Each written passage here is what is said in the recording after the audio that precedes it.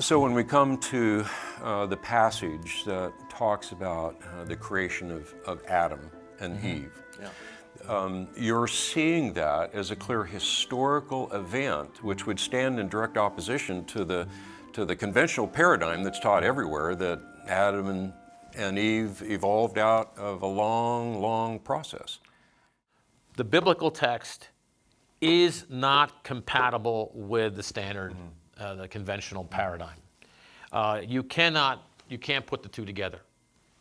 You can't do it. And my research is showing that this is actually historical narrative, means that they can't do it. It's not poetry. It's not statistically admissible. It was with an ICR-sponsored project called the RATE Project, which stands for Radioisotopes and the Age of the Earth. And they let this Hebraist in with all of the geologists and physicists, these brilliant geologists and physicists. But what I wanted to do was to quantify. People, as I say, Hebraists, they know intuitively that it is narrative, but can we prove it? Can we do it mathematically or statistically? So what I did was I worked with two statisticians.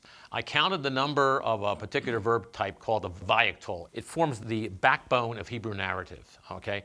And so I counted the number in all of the passages. I went through all the passages of the Hebrew Old Testament. I identified which passages were they considered to be a narrative, which were poetry.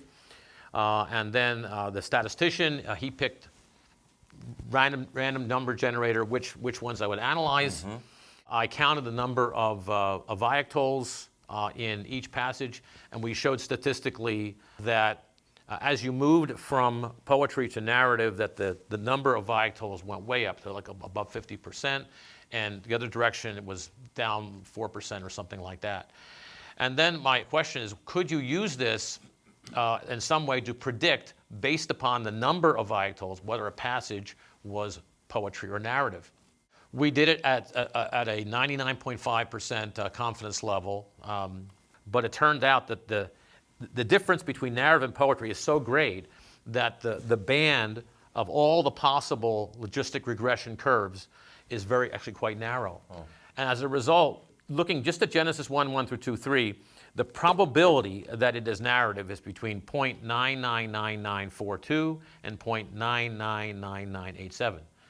That's, so that means it is. That's narrative. And then once you realize that the biblical narrators also believed it was history and presented it as history, and then we believe, as Mayor Sternberg, who's Jewish, recognizes that he pointed out, he says, you Christians believe in inspiration.